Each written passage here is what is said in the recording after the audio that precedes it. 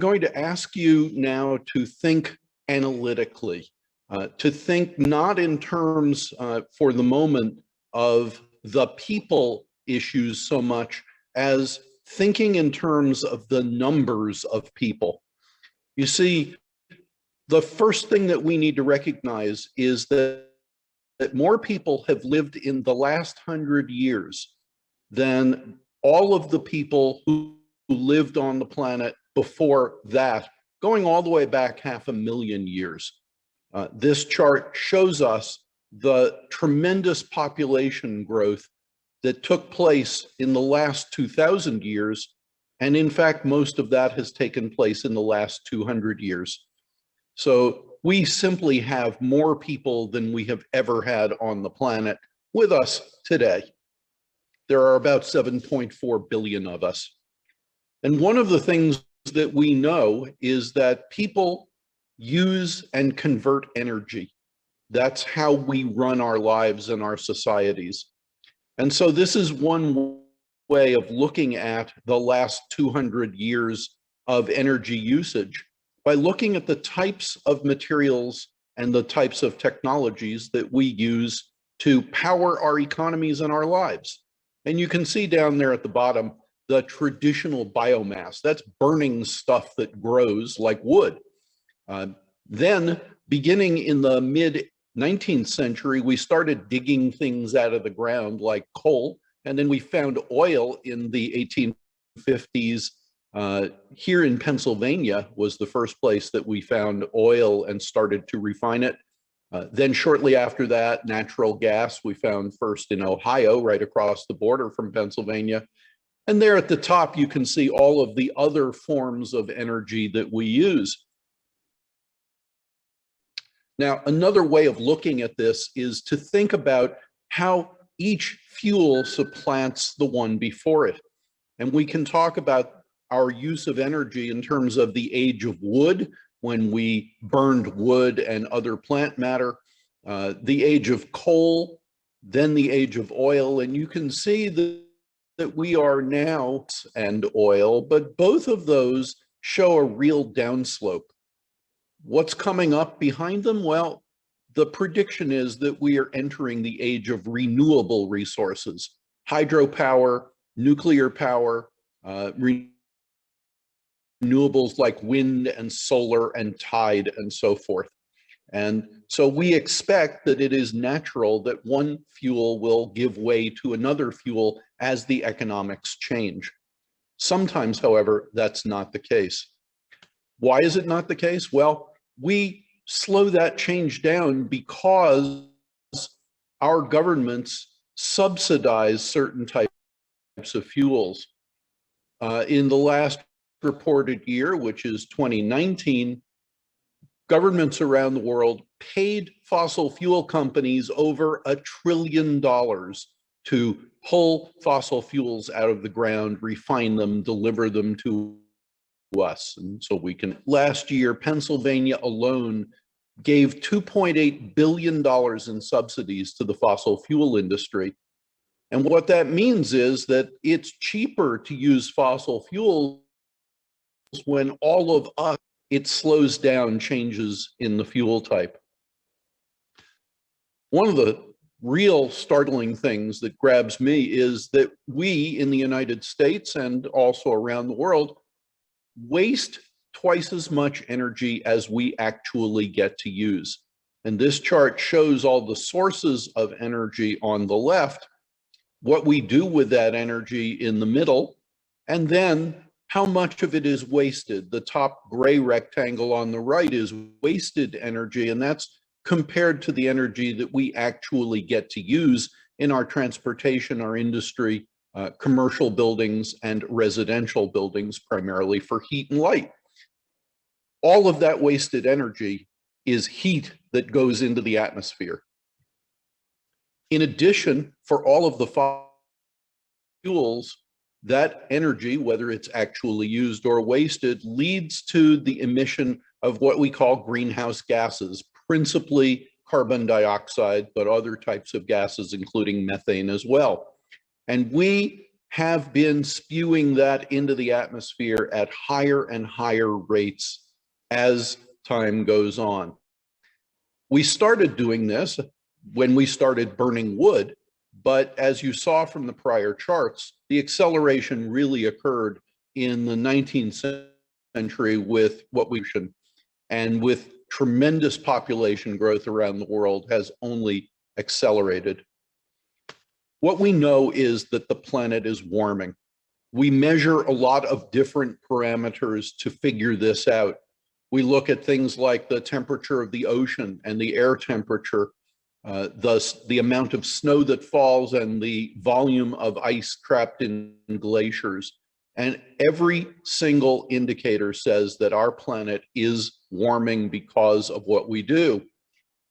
How fast? Well, this is a NASA simulation that shows blue is cooler and red is hotter for all of the years in the last 140 years.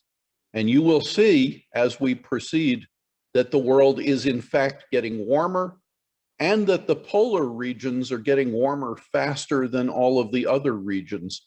Just in times, 12 of the hottest years ever recorded have occurred.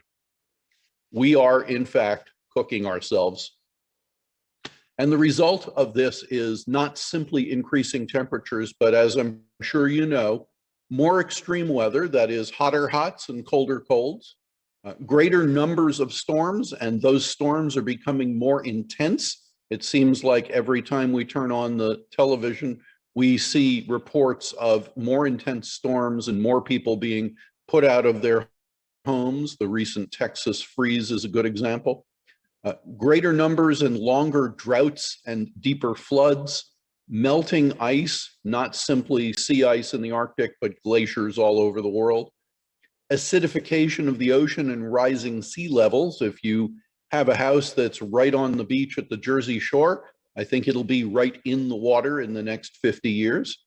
And finally, water and food scarcity will become a true point of contention and will spark conflict around the world. Now, you have to remember that, as we said, more people have lived in the last 100 years.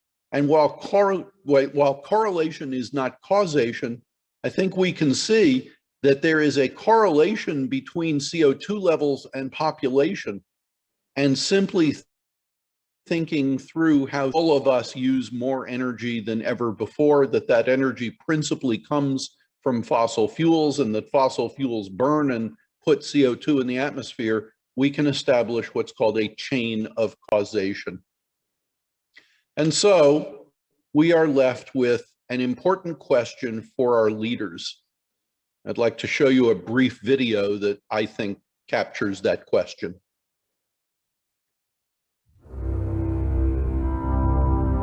Why did the generation before me leave us with a lot of environmental problems? Where is the action that was once promised in spirit? There's so much power the world has, but we just don't do anything. This isn't just us we're losing. This is future generations, the planet as a whole.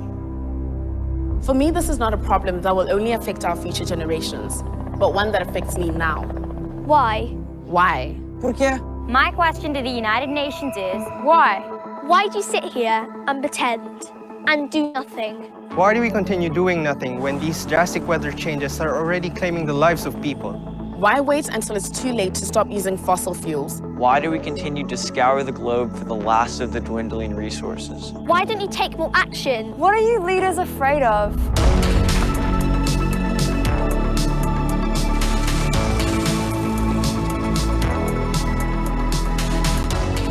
The environmental issues that are most important to me, for one, it's the drought, The dredging of the Great Barrier Reef, the deforestation in Tasmania. the dam that provides my city with water is predicted to be drying up by next month.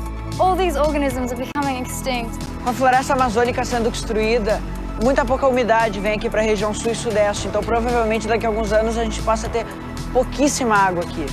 My dad wanted to try put a wind turbine in our garden. The council said, no, it doesn't look pretty enough.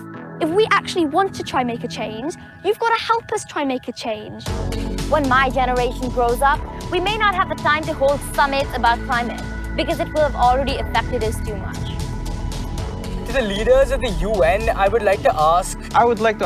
Why not? Why not? Why not? Why not come up with region-specific solutions? Why not? Make the change to clean energy. Why not focus on increasing the efficiency of renewable energy sources? Why not inform and engage the students of this generation to act upon climate change? Why not give tax benefits on green energy? Por que não criar programa mais forte de proteção ambiental? Why not be committed to a future for your people? Me and the whole next generation are counting on you. Why not now? Why not now? Why not now?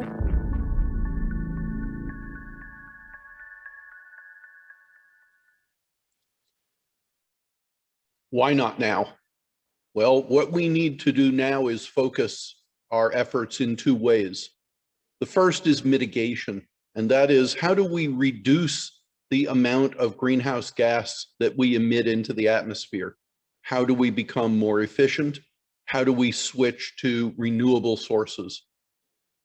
Unfortunately, we have waited too long, and the effects of climate change are real in everyone's lives. And so we also need to adapt to a changing world. And that means that we need to protect those areas that are threatened by climate change. It ultimately may mean that people need to change what they do and where they live. It may mean that we can't grow crops where we used to grow them, either because it's too hot or because there isn't enough water. We need to plan to adapt to a changed climate. That plan also needs to take into account equity. You see, the problem that we face in the world as a whole is that the developed nations, the industrialized countries, were in effect first at the feeding trough. They got to use all of the fossil fuels before everyone understood the dangers. The developing world needs now to make the leap, to go past those fossil fuels, and that's expensive and difficult. And so the industrialized world needs to take the lead and help out in order that we can have some equity in this process. We can all do something about this problem. And the first thing is demand that our elected officials make their decisions based on fact and science rather than fantasy and belief. We need to demand an end to taxpayer subsidies for fossil fuels. Fossil fuels are inexpensive only because we make them so. We need to increase our energy efficiency, and that means everything from we use to more efficient LEDs to changing over from gas guzzling cars and so forth and using more public transportation. We need to recycle, because recycling to manufacture uses far less energy than digging up raw materials and refining them anew. We need to switch to renewable energy sources. I'm doing that. I've just put a solar roof on my house, and that should, within the next year, change my electric bill from something that I pay to something that the electric company pays me for generating power. We need to discourage the burning of fossil fuels everywhere that we can. And lastly, we need to change lifestyles so that they're less energy intensive and limit our population growth if we can. That, in the end result, will help us to conquer the climate problem. Now, there are those who have said that this is not a real problem. The solutions that have been proposed, energy independence and sustainability, renewables and so forth, they're pretty radical. So I think this is the real question. What if it were a big hoax? What if it weren't a real problem and we just created a better world for nothing? I think that's where I will leave you this morning, and I welcome your questions and your comments.